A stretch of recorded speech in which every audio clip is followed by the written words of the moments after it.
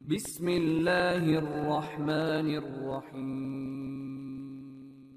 শাইখ, যে ইমাম বলে এই বাজারের ব্যবসায়িক উন্নতি ও নিরাপত্তা বজায় আছে, এই বাজারে ওলি আল্লাহরা শুয়ে আছে, এই কারণে ওই ইমামের পিছনে নামাজ পড়া জায়েজ হবে কিনা?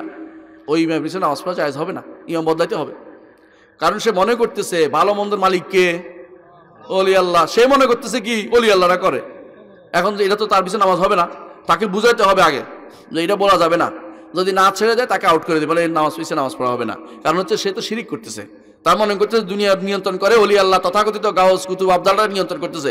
কেউ যদি মনে করে দুনিয়া নিয়ন্ত্রণ করে কোনো মানুষ বা কোনো জিন, কোনো পশু বা কোনো এই জাতীয় কোনো অজানা কোনো ব্যক্তি অথবা এই জাতীয় গাউস কুতুব আবদালরা নিয়ন্ত্রণ করে, সেই ব্যক্তির পিছনে নামাজ শুদ্ধ হবে না। সে ব্যক্তির পিছনে নামাজ শুদ্ধ হবে না, কারণ তিনি শিরিক করেছেন। শিরিককারীর পিছনে কোনো নামাজ শুদ্ধ হয় না।